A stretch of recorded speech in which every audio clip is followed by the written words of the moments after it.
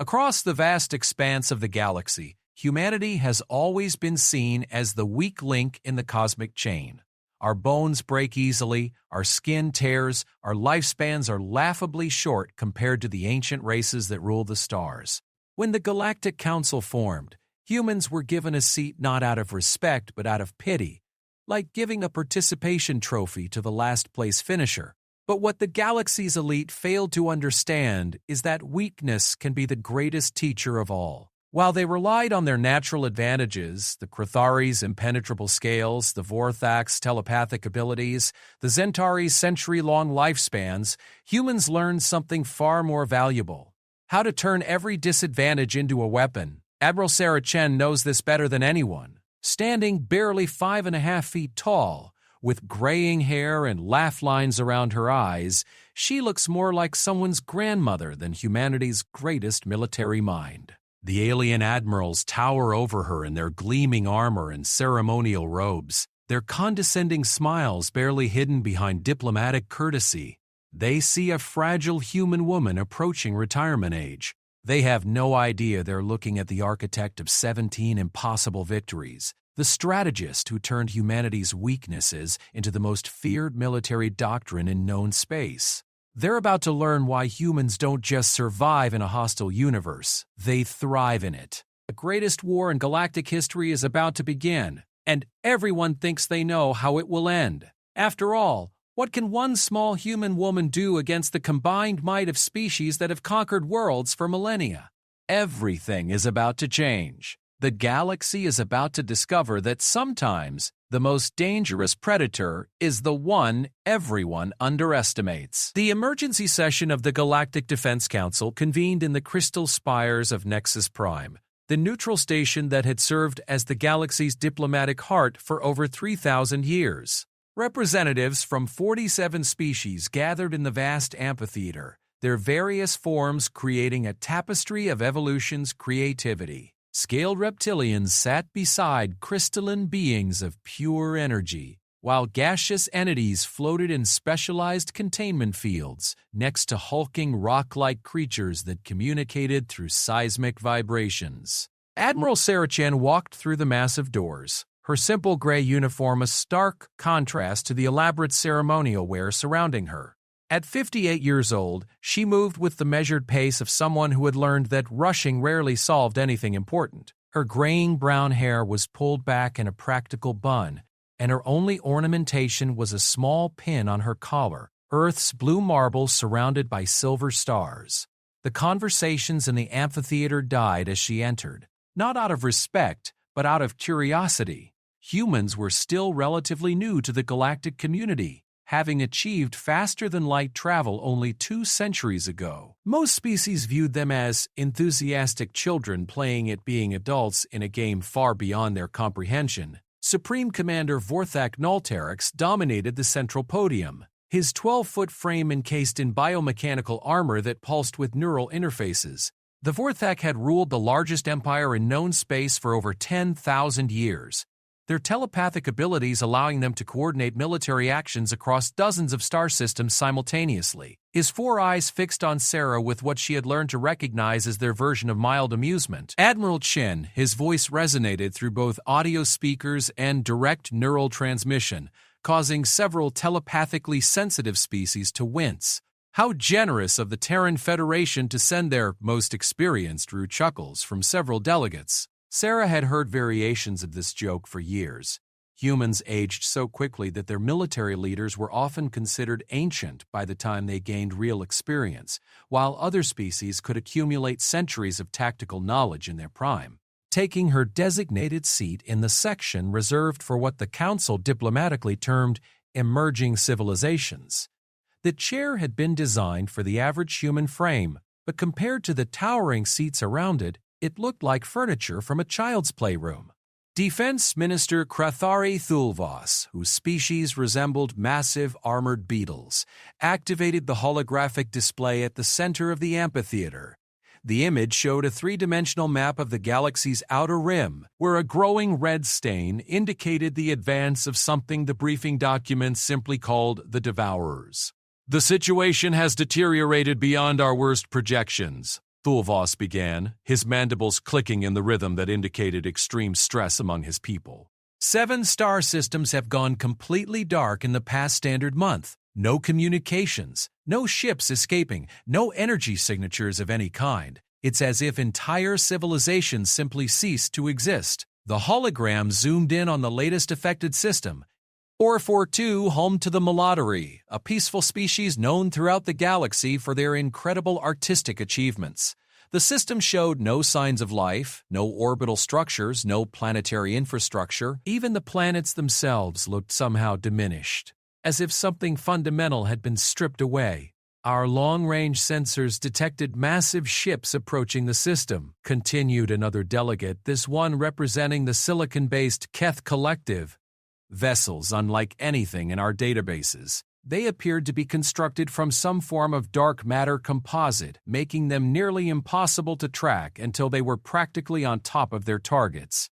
Sarah studied the tactical display with the same intensity she had once brought to chess problems as a child. While the other delegates focused on the obvious horror of the situation, she was analyzing patterns, looking for the details others might miss. The attacked systems weren't random. There was a deliberate progression, a logic to the advance that spoke of intelligence and planning.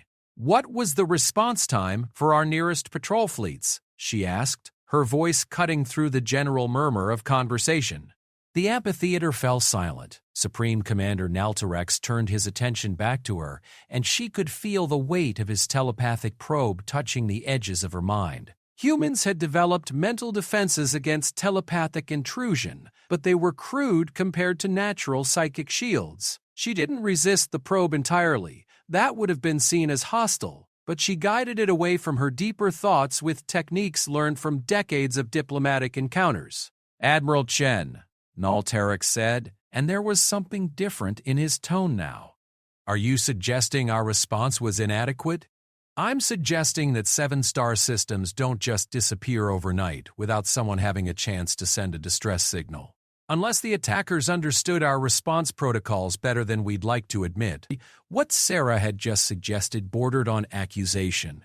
That the Devourers had inside knowledge of Galactic Defense Council procedures. Defense Minister Thulvos clicked his mandibles in what Sarah recognized as defensive posturing. "Our response fleets arrived within 36 standard hours of losing contact with each system. That is well within established parameters."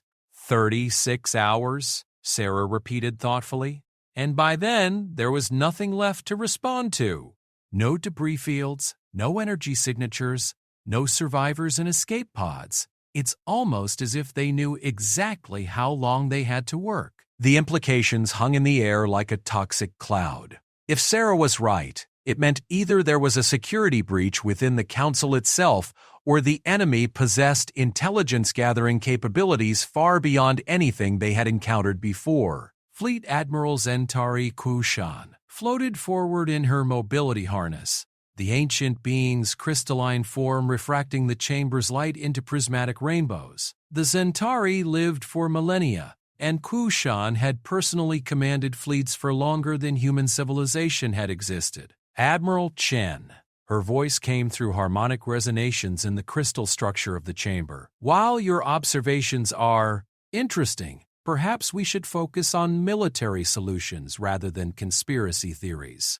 The Zentari Empire can deploy 14 battle fleets within the week. Combined with Vorthak forces and Krathari defense squadrons, we can establish a defensive perimeter that should contain this threat." Sarah nodded respectfully. "With respect, Fleet Admiral, what makes you confident that the same tactics that failed to save 7-star systems will succeed when scaled up?" The question hit the assembly like a physical blow. These were the greatest military minds in the galaxy, representatives of civilizations that had conquered entire sectors of space. The idea that their proven tactics might simply be inadequate was not something they were prepared to consider. "Perhaps," Supreme Commander Naltarex said, his telepathic voice carrying undertones of barely controlled irritation, "the Admiral from Terra would like to share her alternative assessment?" Sarah stood, knowing that what she was about to say would either mark the beginning of humanity's real acceptance into the galactic community or end her career in spectacular fashion. She activated her personal data tablet and transmitted her analysis to the central display.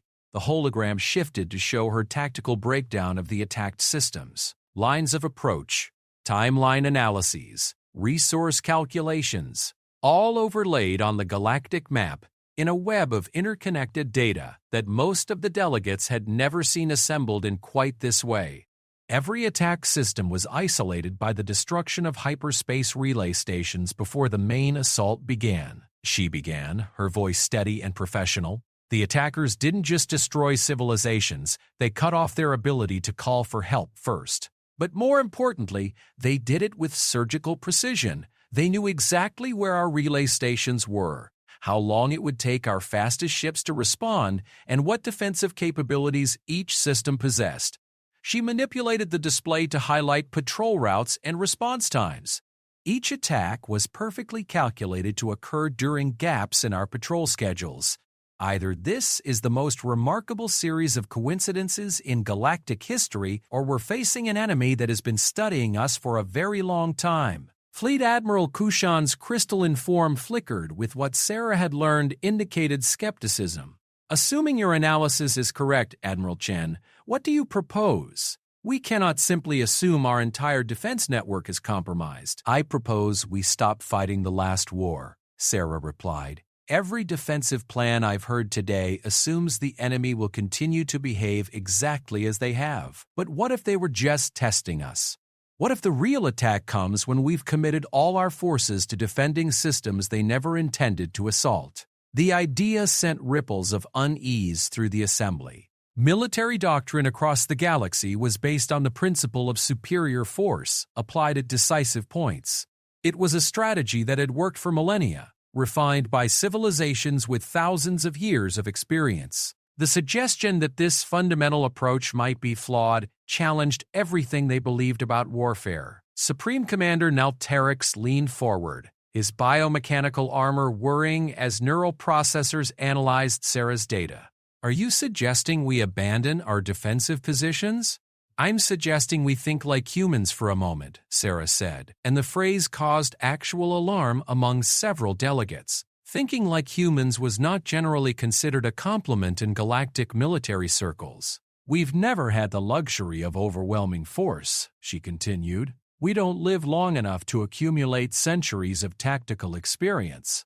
We don't have natural armor, or telepathic abilities, or crystalline bodies that can survive direct weapons fire, so we learn to be unpredictable. We learn to make our weaknesses into strengths.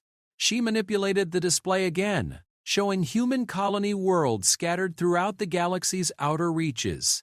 Unlike other species which tended to cluster their civilizations around core worlds, humans had spread out like seeds on the wind, establishing small, seemingly vulnerable settlements in places other species considered worthless. Every human colony is designed to be self-sufficient and mobile. She explained, when we're attacked, we don't stand and fight. We disappear. Our ships aren't the fastest or the most powerful, but they're designed to operate without supply lines, to hide in places other species can't follow, to strike where the enemy doesn't expect us. Defense Minister Thol Voss clicked his mandibles in what Sarah recognized as confused agitation. Admiral, are you suggesting we abandon our colonies? Retreat from our established territories? I'm suggesting we give the enemy what they expect to find, empty systems and abandoned worlds, while we position our real forces where they'll never think to look. Sarah's fingers danced across her tablet, and the display shifted to show a completely different tactical arrangement. Instead of massed fleets defending key systems, she showed small mobile units scattered throughout regions the enemy had already conquered. Guerrilla warfare, she said, using the human term because no direct translation existed in Galactic Standard. We make them think they've won, then we bleed them to death with 1,000 small cuts. The silence that followed was deafening.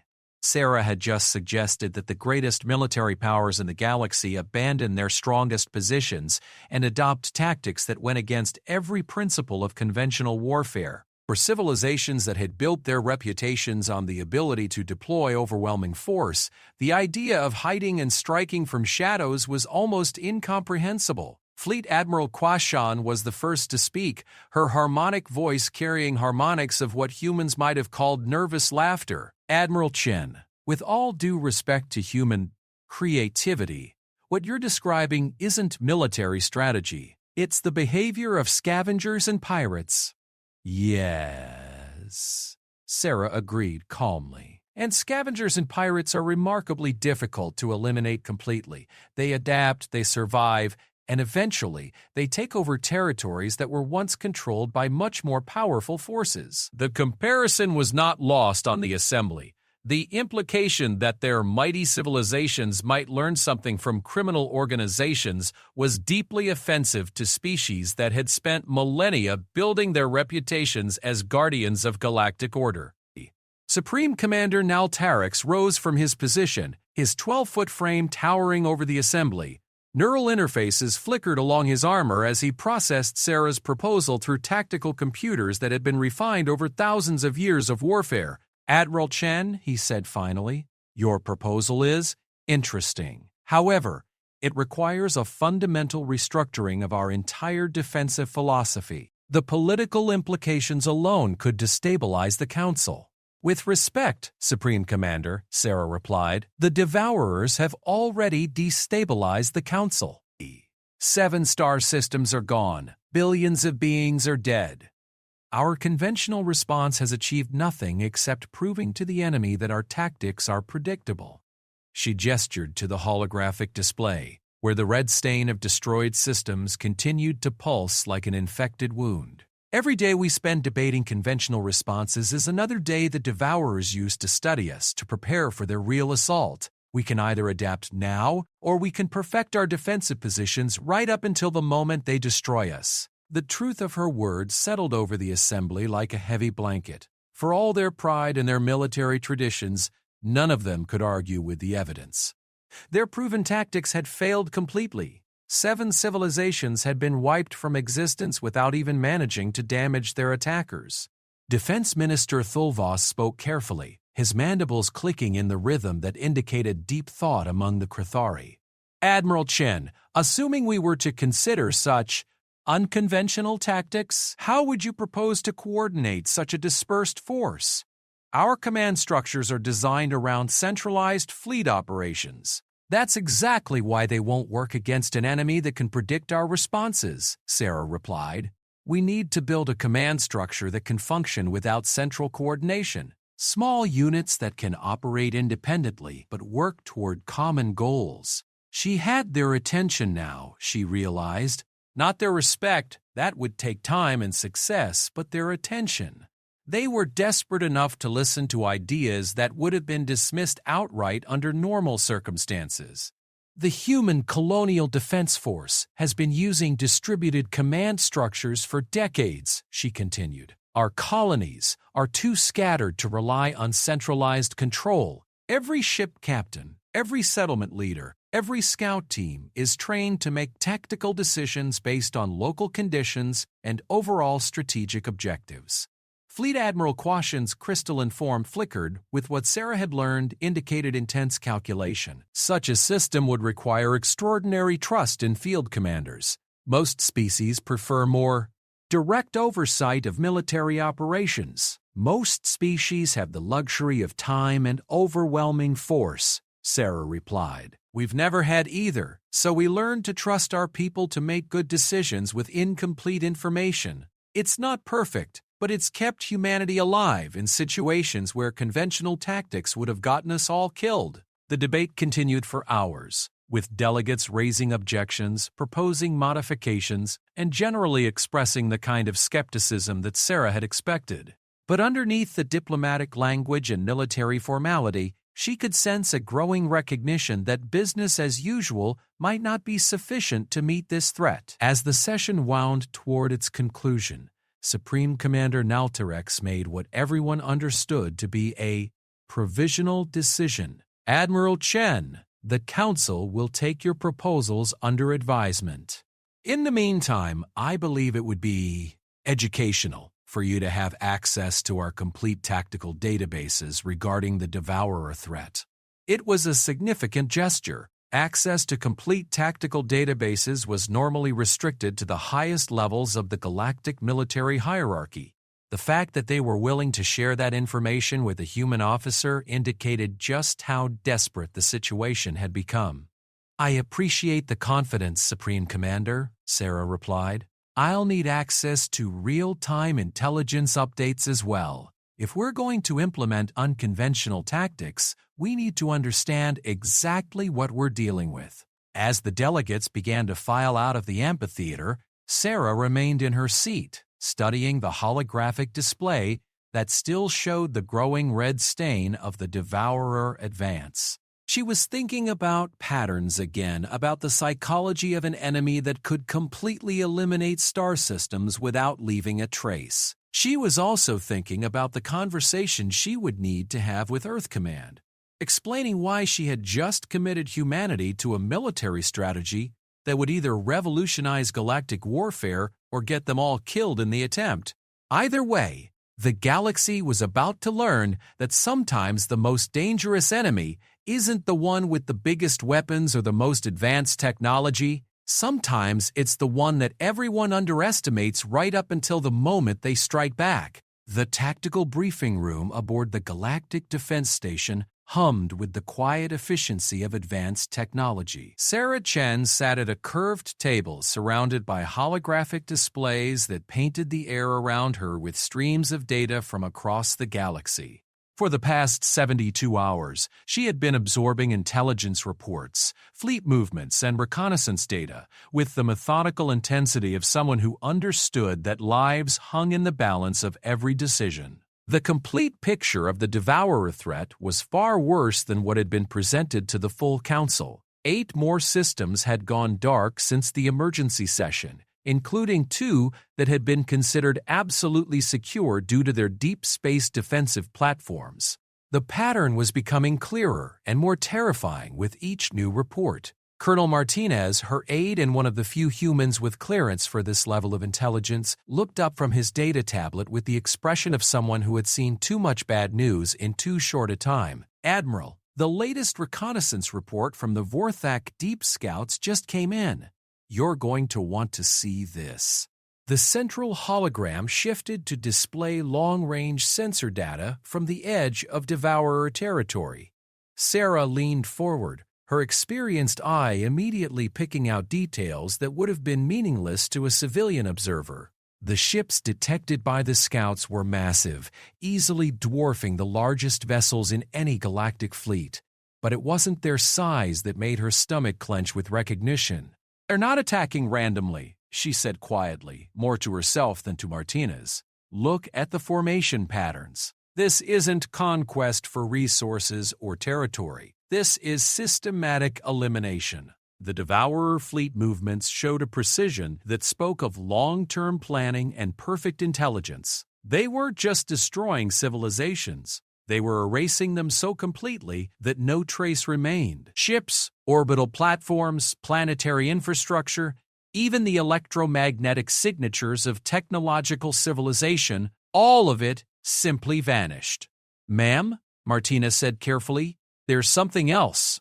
The scouts detected communication bursts just before they had to retreat. The signals were using frequencies we've never encountered before. But the mathematical structure, he paused, clearly struggling with the implications of what he was about to say. "Tell me, Colonel. It's based on quantum entanglement principles, Admiral. Instantaneous communication across any distance. If they have that technology, they can coordinate their forces in ways we can't match. Real-time tactical updates, perfect synchronization across multiple star systems." Sarah nodded grimly. It explained how the Devourers could strike multiple targets simultaneously while maintaining perfect timing. While galactic forces relied on faster-than-light communication that still had delays measured in hours or days across interstellar distances, their enemy could coordinate as if all their forces were in the same room. "How long before the other species figure this out?" she asked. "The Vorthak telepaths are already suspicious. Supreme Commander Nalterix has been pushing for more detailed technical analysis of the Devourer capabilities. Once they understand what we're facing, They'll want to build bigger fleets and stronger defensive positions, Sarah finished. Exactly the wrong response against an enemy that can coordinate perfect attacks against any static target. She stood and walked to the viewing port that looked out into the starfield beyond the station.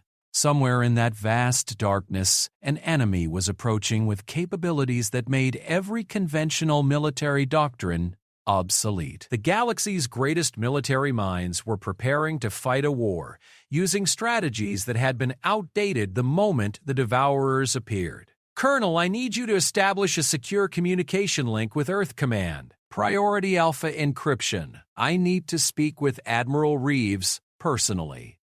Martinez looked uncomfortable. Ma'am, Earth Command is 12 hours out by quantum relay. If this is about tactical recommendations, it's about survival, Colonel, not just for humanity, but for every species in the galaxy. The conventional response is going to get everyone killed. While Martinez worked to establish the communication link, Sarah returned to the holographic displays. She manipulated the data streams, looking for patterns that others might have missed. The Devourers weren't just random destroyers. There was an intelligence behind their actions that spoke of long-term planning and specific objectives.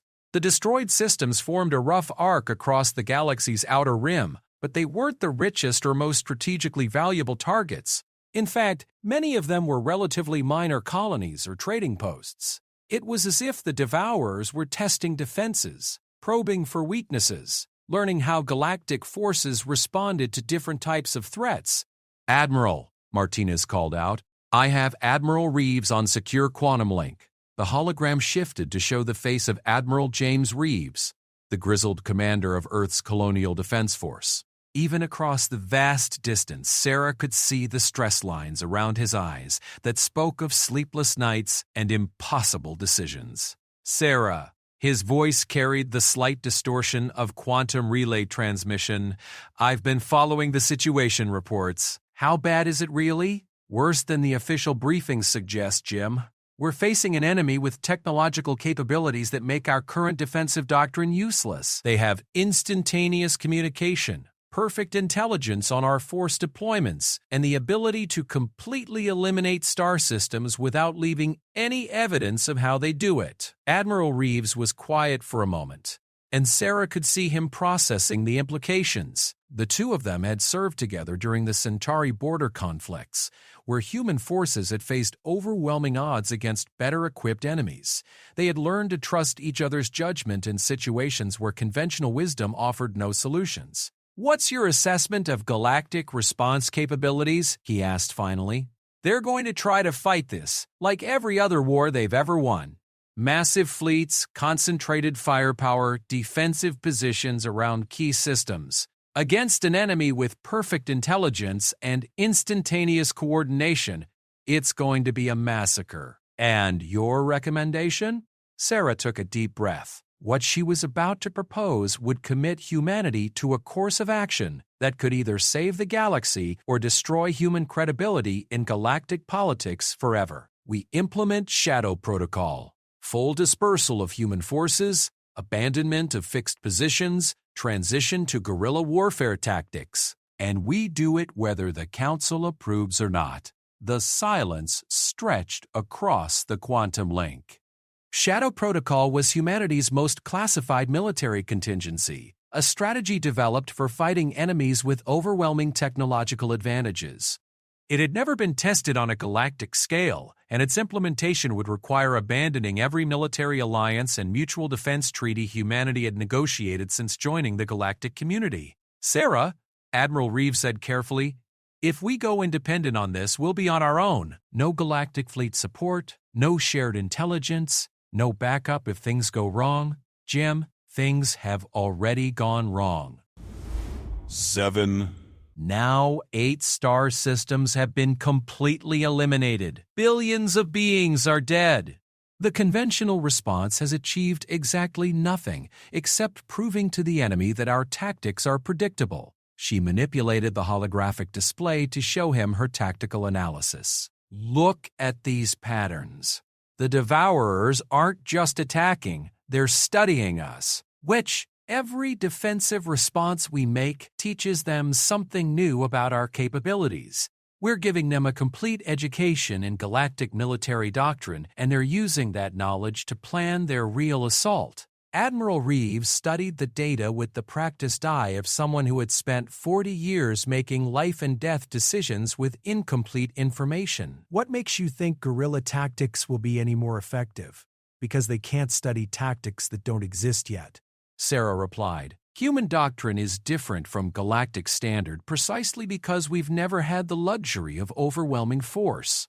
Our tactics are based on unpredictability, adaptation, and making the enemy fight on ground of our choosing rather than theirs. The political implications alone, the political implications of 8 dead star systems, are already rewriting galactic politics," Sarah interrupted. "The question is whether we want to be part of the solution or just another failed defensive position." As they talked, Martinez was monitoring intelligence feeds from across the galaxy. The expression on his face grew increasingly grim as new reports filtered in. Finally, he interrupted their conversation with the kind of urgent tone that meant the situation had just become significantly worse. "Admiral, we're receiving emergency signals from the Altair system. Devourer forces have been detected approaching the system's outer defense perimeter." Sarah felt her blood turn cold. Altair wasn't some minor outpost on the galactic rim. It was home to over 3 billion beings and served as a major hub for interstellar trade. It was also protected by one of the most formidable defensive fleets in the galaxy, including Vorthak telepathic coordination ships and Krathari heavy cruisers. "How long until contact?" she asked. "Based on current approach vectors, approximately 18 standard hours," Martinez replied. "The System Defense Force is requesting immediate reinforcement from all available Council fleets." Sarah looked back at Admiral Reeves, whose image flickered slightly as quantum relay satellites automatically adjusted for interference. They both understood what this meant. Altair would be the first real test of galactic defensive capabilities against the Devourer threat. If the system fell despite its powerful defenses, it would prove that no conventional force could stand against this enemy. "Jim," she said quietly, "I need authorization to implement Shadow Protocol for all human forces in the sector. If Altair falls, the panic is going to shatter any chance of coordinated galactic response." "Sarah, if you're wrong about this, if I'm wrong, we lose one small human fleet along with everyone else. If I'm right, humanity might be the only thing standing between the Devourers and complete galactic genocide." The decision hung between them across the vast gulf of space. Admiral Reeves had spent his entire career building humanity's reputation as a reliable partner in galactic defense. What Sarah was proposing would abandon that carefully constructed relationship in favor of a strategy that had never been tested against an enemy of this magnitude. Finally, he nodded. "You have authorization for Shadow Protocol implementation. God help us all if this goes wrong. God help us all if it goes right, too," Sarah replied, "because if human guerrilla tactics are the only thing that can stop the Devourers, it means every other species in the galaxy has been thinking about warfare completely wrong for thousands of years." After the communication link closed, Sarah turned to find that Colonel Martinez had been joined by Commander Singh, her intelligence officer, and Lieutenant Commander Park, her logistics coordinator. The three of them represented the core of her staff, and she could see from their expressions that they understood the magnitude of what she was about to ask of them. "How long to implement full Shadow Protocol across all human forces in the sector?" she asked without preamble. Commander Singh consulted his tablet. 48 hours for complete dispersal, assuming we can maintain communication security. The larger question is coordination. Shadow Protocol assumes independent operation of small units. We'll need to completely restructure our command hierarchy. The Devourers have instantaneous communication capabilities, Sarah replied. Any centralized command structure is going to be compromised the moment they decide to target it. We need to shift to cell-based operations with autonomous mission parameters. Lieutenant Commander Park looked up from her own calculations. "Admiral, implementing Shadow Protocol means abandoning our supply bases and maintenance facilities. Human ships aren't designed for extended independent operation like this. We'll be operating on whatever resources we can carry or acquire in the field. Then we'd better make sure we acquire resources that matter, Sarah said. The Devourers have been eliminating entire civilizations without leaving debris fields. That suggests either they're destroying matter at a molecular level or they're taking everything with them. Either way, traditional resource calculations don't apply to this conflict. She activated the central hologram again, this time displaying the current disposition of human forces throughout the sector. 47 ships ranging from heavy cruisers to scout vessels spread across 12 star systems in what had been considered a standard defensive deployment. New deployment pattern, she announced, her fingers dancing across the control interface. Groups of 3 ships maximum. Primary mission parameters: intelligence gathering, enemy harassment, and survival. No ship engages enemy forces unless absolutely necessary for mission completion. No ship attempts to hold territory or defend fixed positions. The new deployment pattern that emerged on the hologram looked like chaos to anyone trained in conventional military doctrine. Instead of concentrated battle groups positioned to defend key systems, human ships would be scattered across hundreds of potential hiding spots, asteroid fields, nebulae, dead systems, and the dark spaces between stars. "Ma'am," Commander Singh said carefully, "this deployment leaves every human colony and outpost completely undefended. If the Devourers target civilian populations, then we evacuate them before the Devourers arrive," Sarah replied. Shadow Protocol includes civilian evacuation procedures. Every human settlement has emergency protocols for complete population relocation within 72 hours. It was a capability that set humans apart from most other species in the galaxy. While others built massive, permanent cities and orbital platforms, human settlements were designed to be abandoned and rebuilt elsewhere if necessary. It was a legacy of their expansion phase, when small groups of colonists had spread across the galaxy without the massive support infrastructure that other species required. "Begin implementation immediately," she ordered. "I want the first phase complete before the Altair system engagement begins. We need to see how the Devourers respond to conventional defensive tactics before we reveal our own capabilities." As her staff scattered to implement the most radical restructuring of human military doctrine in their history, Sarah remained at the central hologram, studying the tactical situation with the intensity of someone who understood that the decisions made in the next few hours would determine whether humanity survived the coming war. She was also thinking about something Colonel Martinez had mentioned earlier: the mathematical structure of Devourer communication signals. Perfect coordination was a powerful advantage, but it also represented a potential vulnerability. Any system that depended on precise coordination could be disrupted by introducing chaos into its operations. And if there was one thing humans had learned to excel at during their short, violent history, it was creating chaos in the plans of enemies who thought they had everything under control. The battle for Altair would tell them everything they needed to know about Devourer capabilities. More importantly, it would provide the first test of whether human tactics could succeed where conventional galactic warfare had failed. Either way, the galaxy was about to change forever. Sarah Chen watched the tactical display aboard her flagship, the UES Defiance, as real-time sensor data painted a picture of destruction that defied every prediction the galactic military analysts had made. The Combined Defense Fleet 237 vessels, representing the finest military technology of 5 species, had lasted exactly 4 hours and 17 minutes against the Devourer assault. It hadn't been a battle. It had been a dissection. "Replay the tactical sequence from Mark 77 Alpha," she ordered, her voice steady despite the magnitude of what she was witnessing. The holographic display shifted to show the moment when the Devourer fleet had emerged from hyperspace at the edge of the Altair system. 12 ships. With trustworthy 12 vessels against a defensive force that outgunned them by a ratio of 20 to 1. The outcome should have been a foregone conclusion, with the defenders claiming an overwhelming victory that would boost galactic morale and demonstrate the effectiveness of conventional tactics. Instead, Sarah was watching the complete annihilation of the most powerful defensive fleet ever assembled.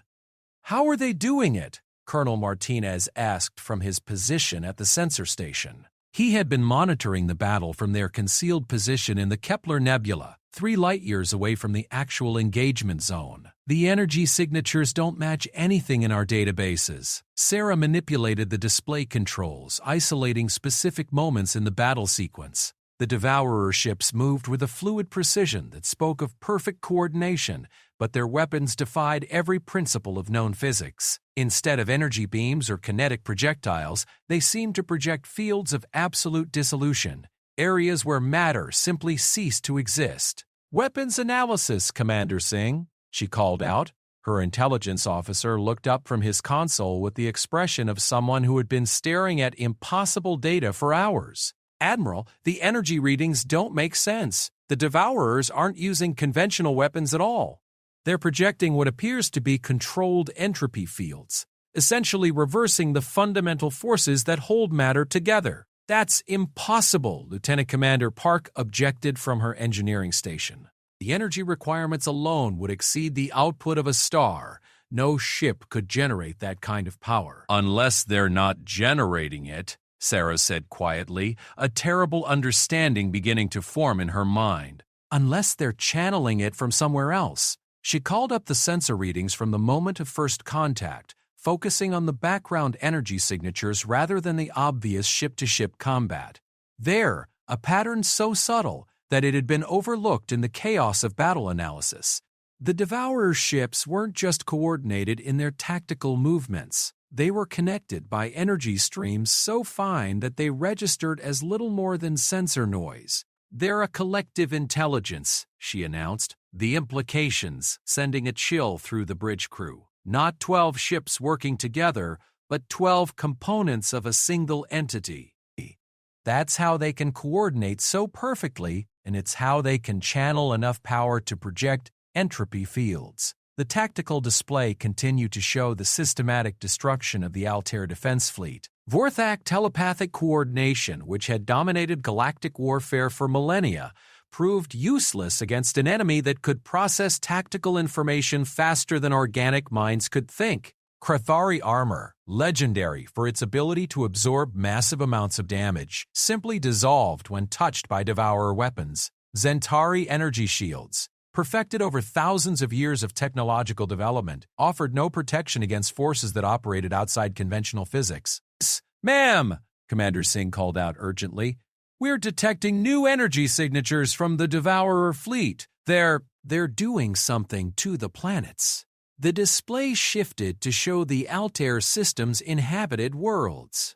What Sarah saw there would haunt her for the rest of her life. The Devourers weren't just destroying the planets, they were unmaking them. Whole continents were dissolving into component atoms, the energy released in the process feeding back to the Devourer fleet in streams of captured stellar matter. "They're not conquerors," she said, her voice barely above a whisper. "They're harvesters. They're converting entire star systems into raw energy to power their expansion." The scope of the threat suddenly became clear. This wasn't a war in any conventional sense. It was a feeding frenzy. The Devourers were consuming civilizations to fuel their own growth, and every victory made them stronger for the next engagement. No wonder they could coordinate so perfectly and project such devastating power. They were literally eating the galaxy to increase their capabilities. "Admiral," Colonel Martinez said urgently, "we're receiving emergency transmission from the UAS Vigilant. Captain Rodriguez reports Devourer scouts approaching the Proxima system. 3 ships, moving fast." Sarah's blood ran cold. Proxima was one of the oldest human colonies, home to over 50 million people. More importantly, it was a major hub in the human colonial defense network. If the Devourers could analyze the communications infrastructure there, they would gain access to detailed intelligence on human force deployments throughout the sector. "Distance to Proxima?" she asked. 6 hours at maximum burn, Martinez replied. "But Admiral, if we move to intercept, we'll reveal our position to any Devourer sensors in the area." Sarah studied the tactical situation with the cold calculation that had made her reputation throughout the galactic military community. Every instinct trained into her by decades of conventional warfare demanded that she move to defend Proxima with overwhelming force. It was exactly what any other admiral in the galaxy would do. It was also exactly what would get her entire fleet destroyed, just like the defenders of Altairi. Negative, she said finally. We maintain position and implement Shadow Protocol as planned. Signal Captain Rodriguez. Full evacuation of Proxima. All military assets dispersed according to Protocol 77 Delta. The bridge crew stared at her in shocked silence. She had just ordered the abandonment of 50 million human civilians to an enemy that had demonstrated the ability to completely eliminate star systems. By any conventional standard of military ethics, it was an unthinkable decision. Admiral, Lieutenant Commander Park said carefully, the evacuation protocols for Proxima require 72 hours minimum for complete population relocation. Captain Rodriguez has maybe 6 hours before Devourer arrival. Then he evacuates who he can and destroys what he can't, Sarah replied. The communications infrastructure, the orbital platforms, the industrial facilities, everything that could provide intelligence to the enemy gets vaporized before they arrive.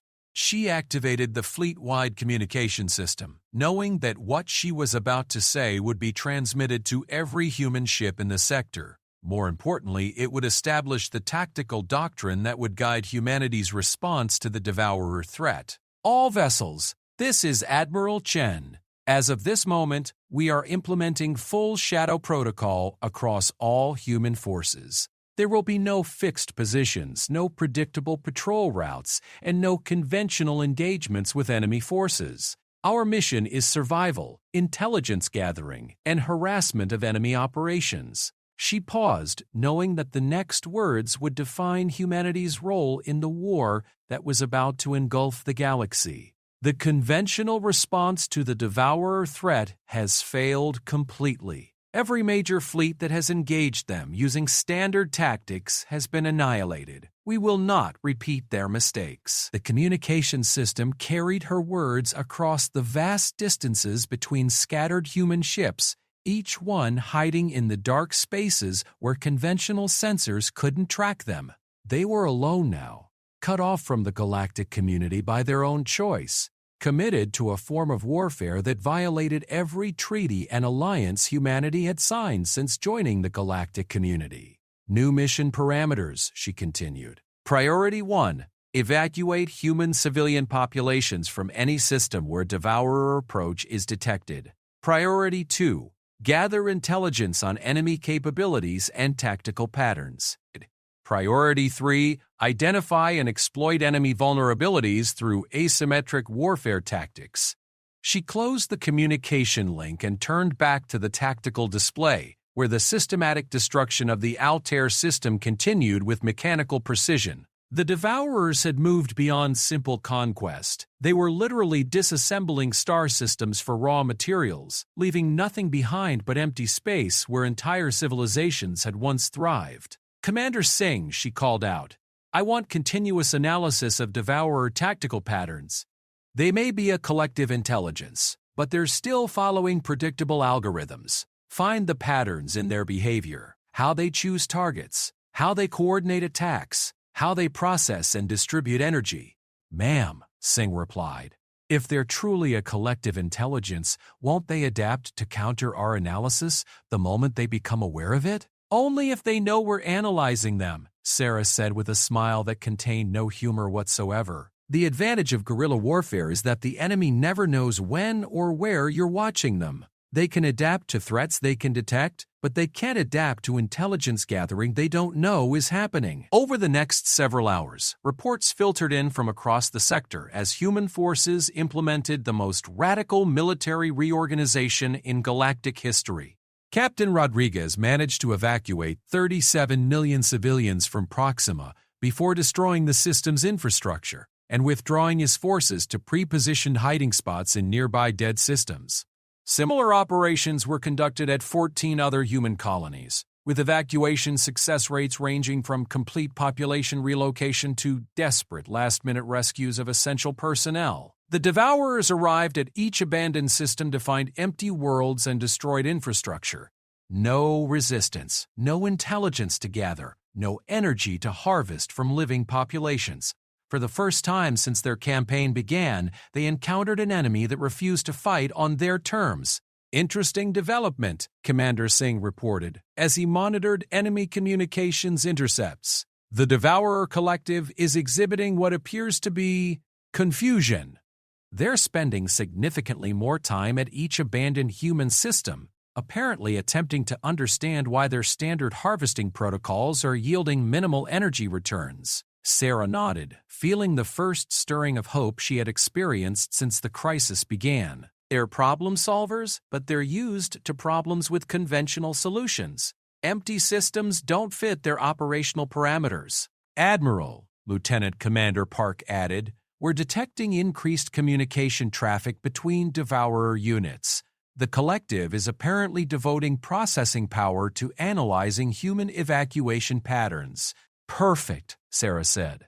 Every hour they spend trying to understand our tactics is an hour they're not spending on destroying other civilizations. We're buying time for the galaxy to adapt, assuming anyone is smart enough to learn from our example. The tactical display chimed with an incoming priority message from Galactic Defense Command. Sarah accepted the transmission, expecting to face questions about humanity's apparent abandonment of its defensive obligations. Instead, she found herself looking at Supreme Commander Naltarex, whose biomechanical armor showed signs of recent combat damage. Admiral Chen, his telepathic voice carried undertones of exhaustion and something that might have been respect. I have just witnessed the complete destruction of my finest battle fleet. 200 vessels gone in less than 4 hours. We need to discuss your unconventional tactics immediately. With respect, Supreme Commander, I believe our tactics are speaking for themselves. How many Devourer vessels have been destroyed in return for those 200 ships? The silence that followed was answer enough. Despite overwhelming numerical superiority and the finest military technology in the galaxy, the conventional forces had failed to damage even a single enemy vessel. Admiral Chen, Naltarex said finally, the Galactic Defense Council is prepared to grant you emergency tactical authority for all anti-Devourer operations. We need strategies that work regardless of how unconventional they might be. Sarah felt the weight of responsibility settle on her shoulders like a physical presence. The greatest military powers in the galaxy were essentially asking a human officer to take command of the largest war in galactic history. It was a level of trust that would have been unthinkable just days earlier. Supreme Commander, she replied carefully, my tactics require a complete abandonment of conventional defensive doctrine. No fixed positions, no predictable responses, no massive fleet engagements. Are you prepared for the political implications of that kind of strategic restructuring? Admiral, Naltarex said, and his telepathic voice carried harmonics of desperate determination. We are facing the extinction of galactic civilization. Political implications are a luxury we can no longer afford. As the communication link closed, Sarah turned back to her staff with a new understanding of what they were about to attempt. Humanity wasn't just implementing guerrilla tactics for their own survival. They were about to teach the entire galaxy how to fight a war against an enemy that conventional military doctrine couldn't touch. It would be the greatest test of human adaptability in their species' history. And if they failed, there would be no one left to remember the attempt. 3 months into the Devourer War, the galaxy had learned to live with terror as a constant companion. 17 star systems had been completely harvested, their matter converted into energy to fuel the growing collective intelligence that consumed everything in its path. The great military academies of a dozen species frantically rewrote their tactical doctrines, while their finest strategists struggled to comprehend an enemy that operated outside every established principle of warfare. Admiral Sarah Chen stood before the holographic display in the mobile command center that had become the nerve center of galactic resistance. The facility was built inside a converted asteroid in the Kepler Nebula, hidden from conventional sensors by electromagnetic interference that would have made traditional military operations impossible. For Sarah's guerrilla network, it was perfect concealment. Status report. She called out to the assembled officers representing 37 species. The integration of alien personnel into human command structures had required months of careful adaptation, but the results were beginning to show promise. The Vorthak telepaths who had once relied on centralized coordination now worked in small cells. Their psychic abilities focused on maintaining secure communication networks rather than controlling massive fleets. Krathari heavy infantry had learned to operate as independent raiders, rather than forming the massive defensive lines that had been their traditional strength. Commander Singh looked up from his intelligence analysis station. The Devourers have modified their harvesting patterns in response to our evacuation protocols. They're now targeting systems with heavy industrial infrastructure rather than large populations. They've learned that empty worlds provide minimal energy return. Sarah nodded grimly. The enemy's adaptation to human tactics had been swift and comprehensive. The collective intelligence processed new information with a speed that made conventional military planning obsolete. Every successful evacuation taught them something about human capabilities. Every successful raid showed them new vulnerabilities to defend against. "What about the Rigel operation?" she asked. Lieutenant Commander Park consulted her tactical board. Strike Team 7 successfully destroyed the Devourer harvesting platform before withdrawing to secondary positions. Estimated enemy energy acquisition reduced by 37% for that operation. It was a small victory, but Sarah had learned to value small victories. The Devourer's strategy depended on exponential growth. Each harvested system provided the energy to harvest several more. By disrupting their energy acquisition, even marginally, the human-led resistance was buying precious time for the galaxy to adapt. Fleet Admiral Quashan materialized in the command center via quantum projection, her crystalline form flickering with the harmonic patterns that indicated extreme stress among the Zentari. "Admiral Chen, I must report complete loss of contact with the Outer Rim Defense Network. 47 automated platforms. Simply gone. No distress signals, no debris, no indication they ever existed." Sarah studied the tactical implications with the cold analysis that had become her trademark. The Outer Rim platforms had been the galaxy's early warning system, designed to provide advance notice of any major military movement. Their elimination meant the Devourers could now strike anywhere without detection until they were already in system. "Time to implement Phase 3, she announced, and the command center fell silent. Phase 3 was the most radical restructuring yet. The abandonment of all fixed military installations in favor of a completely mobile defense network. "Admiral," came the concerned voice of General Thul Voss, the Krathari military leader who had become one of Sarah's most trusted advisors despite his initial skepticism about human tactics. "Phase 3 protocols require the destruction of 3 centuries' worth of military infrastructure. The political implications of 17 dead star systems have already rewritten galactic politics," Sarah replied. "The question is whether we want to be part of the solution or just another harvested civilization." She activated the central holographic display, showing the proposed Phase 3 deployment pattern. Instead of the traditional network of heavily fortified star bases and defensive platforms, the new structure resembled a 3D web of small mobile units capable of rapid deployment anywhere in the galaxy. "Every fixed position is a target the Devourers can locate and destroy at their convenience," she explained. "Mobile forces operating from concealed bases can strike without warning and withdraw before enemy response. We turn their perfect coordination against them by refusing to present them with predictable targets." The resistance to Phase 3 came from expected quarters. Species that had spent millennia building their reputations around massive defensive installations struggled with the concept of abandoning those symbols of their military power. The psychological impact was almost as significant as the tactical implications. It required admitting that thousands of years of military evolution had been rendered obsolete by a single enemy. Admiral Chen, Supreme Commander Naltarex's telepathic voice carried undertones of reluctant acceptance. The Vorthak Empire is prepared to implement your Phase 3 protocols. However, we must ask, what happens if these tactics prove insufficient? What is Phase 4?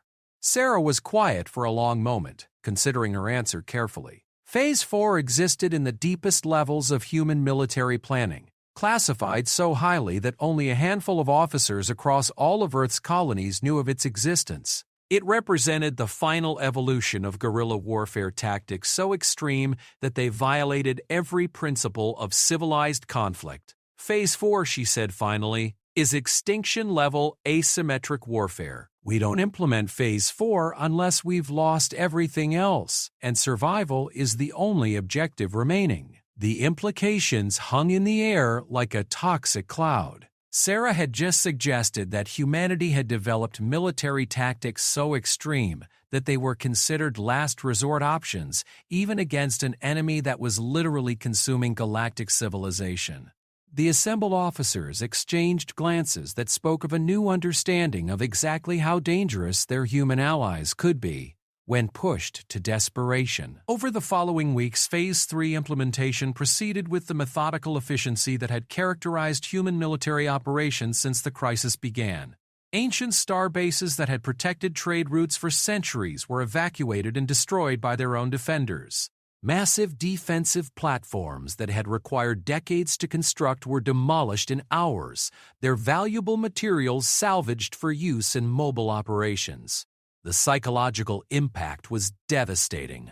Populations that had lived their entire lives under the protection of those installations watched them disappear, replaced by small, fast ships that appeared and vanished like ghosts. Traditional military hierarchies struggled to adapt to command structures that emphasized initiative and independent decision-making over rigid adherence to protocol. But the tactical results were undeniable. Devourer harvesting operations began encountering resistance that they couldn't predict or counter. Strike teams would appear from empty space, destroy key infrastructure, and vanish before the collective intelligence could coordinate a response. Supply lines that had seemed secure were disrupted by raiders who knew exactly where and when to strike for maximum impact. "They're learning," Commander Singh reported during a tactical briefing in the Mobile Command Center's secure conference room. Devourer communication patterns show increased processing devoted to counterinsurgency algorithms. They're trying to develop predictive models for guerrilla warfare. Sarah smiled for the first time in months. Let them try. Guerrilla warfare isn't about following predictable patterns. It's about embracing chaos and turning unpredictability into a weapon. Every hour they spend trying to predict our actions is an hour they're not spending on harvesting systems. The first major test of Phase 3 tactics came when Devourer forces moved against the Centauri Collective, a trading confederation that controlled 12 star systems and served as a major economic hub for the galactic community. Traditional defensive doctrine would have positioned massive fleets to defend the most valuable systems while maintaining reserve forces at strategic choke points. Instead, Sarah deployed over 200 small strike teams throughout the entire region, each one operating independently but coordinated through quantum-encrypted communication networks that the Devourers couldn't intercept. When the enemy arrived, they found no concentrated opposition to crush in a single decisive engagement. What they found instead was 12 separate guerrilla campaigns conducted simultaneously across multiple star systems. Devourer harvesting platforms came under constant attack from forces that struck without warning and vanished before retaliation was possible. Supply convoys transporting harvested energy between collective units were disrupted by raiders who seemed to know exactly where and when they would be most vulnerable. For the first time since the war began, Devourer operations fell behind their projected timelines. The collective intelligence that had processed every previous engagement within hours found itself dealing with a form of warfare that resisted systematic analysis. The more processing power they devoted to understanding human tactics, the less efficient their harvesting operations became. Energy acquisition rates in the Centauri region have dropped by 63%, Lieutenant Commander Park reported with barely concealed excitement. The Devourers are having to divert significant resources from expansion to defensive operations. Sarah studied the tactical displays with the satisfaction of someone who had finally found an enemy's weakness. The Devourer's greatest strength, their perfect coordination and collective intelligence, was also their greatest vulnerability. They were so accustomed to overwhelming force and predictable opponents that they struggled to adapt to chaos and unpredictability. "Order all strike teams to increase operational tempo," she commanded. "I want raids conducted at random intervals using completely unpredictable target selection. Force them to defend everything simultaneously. Make their perfect coordination work against them." But even as the resistance achieved its first real victories against the Devourer threat, Sarah was acutely aware that they were fighting a delaying action rather than working toward decisive victory. Every successful raid bought time and slowed enemy expansion, but it didn't address the fundamental problem: the Devourers were still growing stronger with each system they harvested. Admiral, Supreme Commander Nulterex contacted her through secure quantum link. "Intelligence reports suggest the Devourers are constructing something in the Vega system. Our deep scouts detected massive energy signatures unlike anything we've seen before." Sarah felt a chill of recognition. The Vega system had been one of the first to be completely harvested, its matter converted into raw energy that had fueled the early stages of Devourer expansion. If they were returning to build something there, it meant they were preparing for a new phase of their campaign. "How massive?" she asked. "Admiral." Nulterex's telepathic voice carried harmonics of barely controlled fear.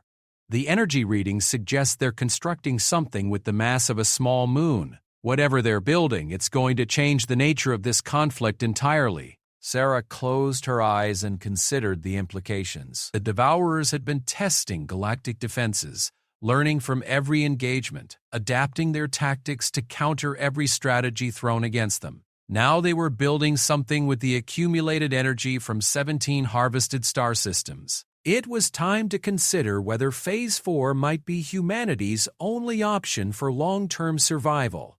"Commander Singh," she called out, "I need you to establish a secure communication link with Earth Command. Priority Alpha encryption, personal authorization from Admiral Reeves required."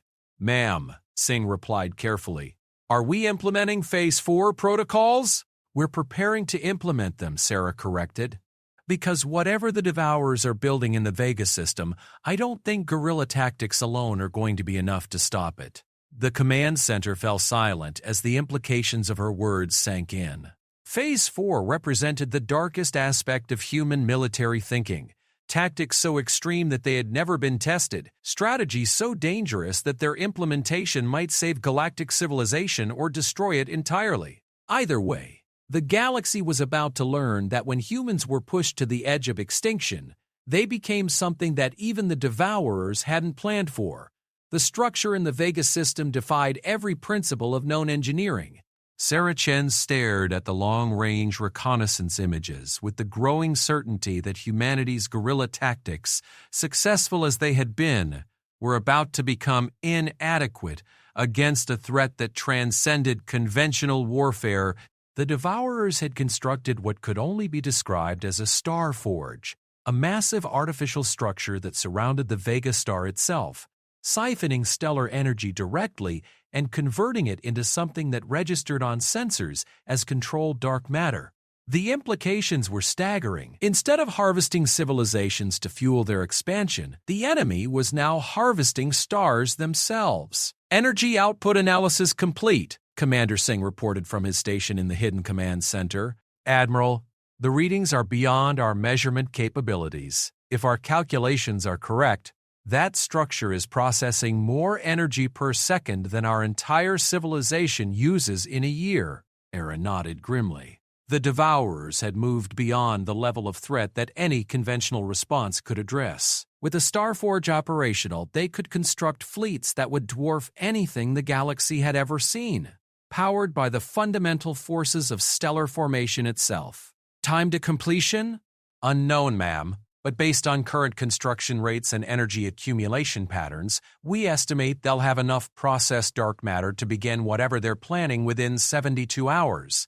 72 hours! Sarah had spent months buying time for the galaxy to adapt to the Devourer threat, using guerrilla tactics to slow their expansion and disrupt their harvesting operations. But time had just run out. Whatever the enemy was building with stellar energy and dark matter, it would render every tactical advantage humanity had gained completely irrelevant. "Commander Singh," she said quietly, "establish contact with Earth Command. Full Phase 4 authorization required." The command center fell silent. Phase 4 protocols had been theoretical contingencies, strategies developed by human military planners for conflicts so extreme that conventional victory was impossible. They represented the absolute pinnacle of asymmetric warfare tactics that abandoned every principle of civilized conflict in favor of pure survival. Admiral James Reeves appeared via quantum projection, his image flickering slightly due to the distance and encryption requirements. The strain of commanding Earth's colonial defense forces during the greatest crisis in human history showed in every line of his weathered face. "Sarah," he said without preamble, "I've been monitoring the Vega situation." "Are we really considering Phase 4 implementation, Jim? They're harvesting stars now. Direct conversion of stellar energy into dark matter constructs. Guerrilla tactics bought us time, but that time is up. We need to consider options that go beyond conventional military operations." Admiral Reeves was quiet for a long moment, processing the implications of what she was suggesting. Phase 4 protocols had been classified beyond the highest levels of government clearance, theoretical constructs that pushed the boundaries of what civilized beings could contemplate in warfare. "Sarah, Phase 4 implementation means we're abandoning every treaty, every alliance, every principle that defines humanity's place in the galactic community. If we go down that path, there's no coming back. We become something else entirely. Jim, if we don't go down that path, there won't be a galactic community left to be part of." The Devourers aren't just conquering civilizations. They're consuming the fundamental structure of reality itself. They're harvesting stars, processing dark matter, and constructing weapons that operate outside the physics we understand. She manipulated the holographic display to show him the full scope of what they were facing. The Starforge was just the beginning. Intelligence reports suggested similar structures under construction in 3 other harvested systems. The Devourers weren't just building a fleet. They were constructing an industrial base powered by stellar cores. "What's the tactical objective for Phase 4? Admiral Reeves asked finally. "Complete disruption of enemy industrial capacity through quantum-level sabotage operations. We're not trying to destroy their fleet or defend our territory. We're going after the fundamental forces that power their expansion." The words hung between them across the vast distance of space. What Sarah was proposing went beyond military tactics into the realm of applied physics, on a scale that had never been attempted. Phase 4 protocols called for direct intervention in the quantum processes that held matter together, essentially weaponizing the fundamental forces of the universe itself. "Authorization confirmed," Admiral Reeves said, and Sarah could see the weight of the decision settling on his shoulders. "God help us all for what we're about to do." As the quantum link closed, Sarah turned to face her assembled staff. Representatives from dozens of species watched her with expressions that ranged from curiosity to outright fear. They had learned to trust human tactical innovations, but Phase 4 protocols went beyond anything they could have imagined.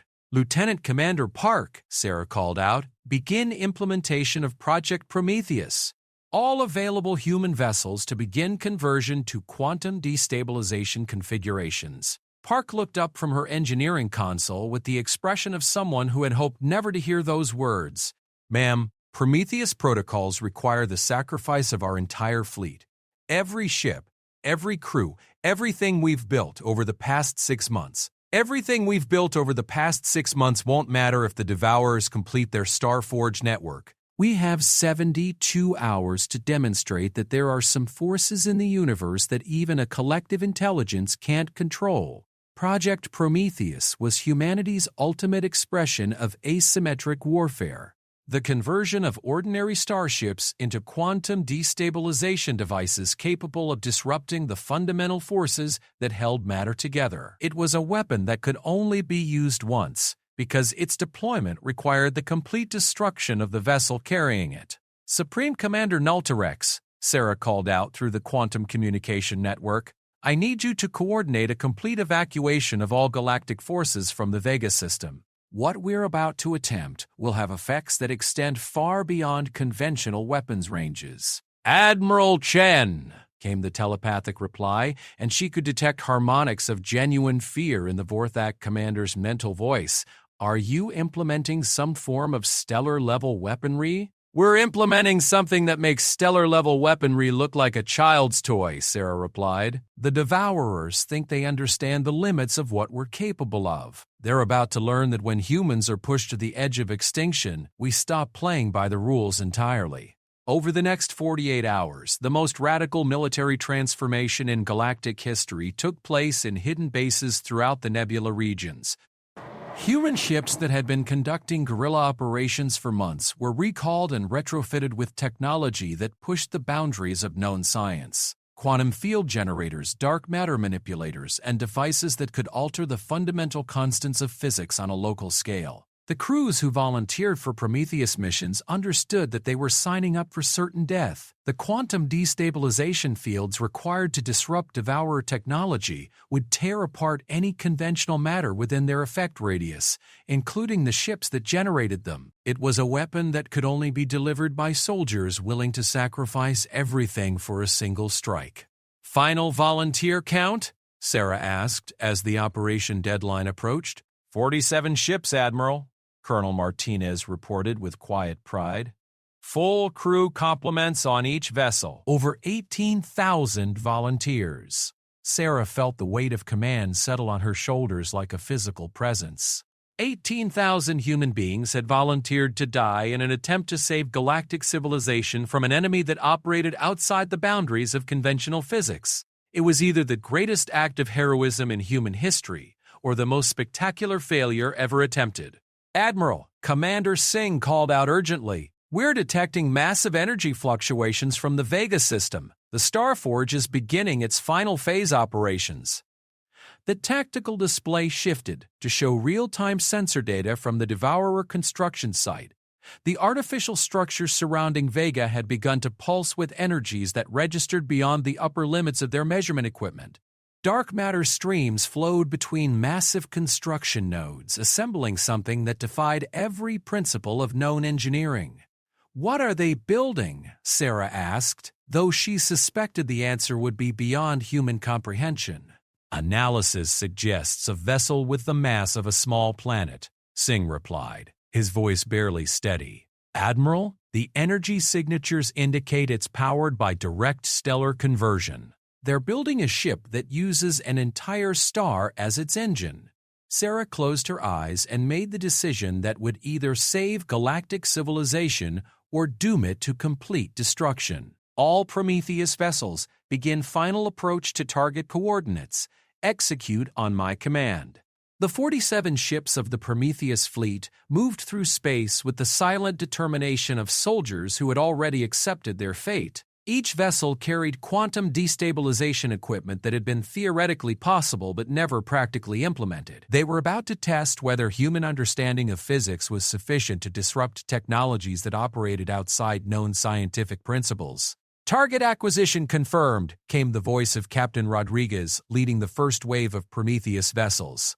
Admiral, it's been an honor serving under your command. The honor is mine, Captain, Sarah replied, and her voice carried across the quantum link to every volunteer crew member. Today, humanity teaches the galaxy that some threats are too dangerous to face with conventional warfare. Today, we show them that sometimes the only way to save civilization is to break every rule that civilization is built on. The Prometheus fleet reached optimal deployment position around the Starforge, each ship positioning itself at coordinates calculated to maximize the quantum disruption effect. The Devourer collective intelligence detected their approach, but the enemy's response was sluggish. They had grown accustomed to guerrilla attacks that struck at their periphery, not direct assaults on their most critical infrastructure. All vessels report ready for quantum field activation, Captain Rodriguez announced. Countdown initiated. 10 seconds. Sarah watched the tactical display with the understanding that what happened in the next few moments would determine whether humanity's sacrifice would save the galaxy or simply add 18,000 names to the list of casualties in a war that couldn't be won. Execute Prometheus Protocol, she commanded. The effect was immediate and catastrophic. 47 quantum destabilization fields activated simultaneously around the Starforge, creating an interference pattern that disrupted the fundamental forces holding the dark matter construct together. For a brief moment, the artificial structure flickered out of phase with normal spacetime, its exotic matter configurations unable to maintain coherence against the quantum chaos generated by human sacrifice. The explosion that followed was visible from 3 star systems away. The Starforge, constructed from the harvested matter of 17 civilizations, simply ceased to exist, not destroyed in any conventional sense. Unmade at the quantum level, its component atoms scattered across dimensions that human science couldn't even detect. The Vega star itself, suddenly released from the artificial constraints that had been siphoning its energy, erupted in a solar flare that temporarily increased its luminosity by a factor of 10. The backwash of stellar energy, no longer channeled through dark matter conduits, propagated outward at light speed as a wave of pure electromagnetic force. Effect confirmation, Commander Singh reported, his voice filled with amazement. The Starforge is gone, Admiral. Completely eliminated. No debris, no energy signatures, no indication it ever existed. But the cost had been exactly what they had expected. 47 human ships and 18,000 volunteers had been consumed by the quantum fields they had generated.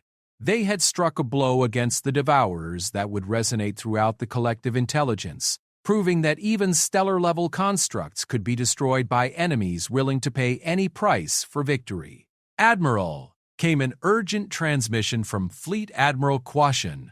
We're detecting massive communication bursts from all known Devourer positions. The collective intelligence appears to be recalculating. Sarah studied the intelligence reports with growing satisfaction. The destruction of the Starforge had done more than eliminate a single weapon. It had introduced an element of uncertainty into Devourer planning that their collective intelligence couldn't process efficiently. For the first time since the war began, the enemy was faced with a form of warfare that their perfect coordination couldn't counter. Phase 4 implementation complete, she announced to the command center. The Devourers now understand that humanity will sacrifice anything necessary to prevent galactic extinction. The question is whether that understanding will make them more cautious or more desperate. As reports filtered in from across the galaxy, it became clear that the destruction of the Starforge had marked a turning point in the war. Devourer harvesting operations slowed significantly as the collective intelligence diverted processing power to developing countermeasures against quantum destabilization attacks. Their perfect coordination, optimized for efficiency and predictable expansion, struggled to adapt to an enemy that was willing to embrace mutual destruction as a tactical option. The galaxy had learned that sometimes the most dangerous enemy isn't the one with the most advanced technology. Sometimes AC weakness, but she's a master of war. HFY Sci-Fi Tales. Best HFY Stories.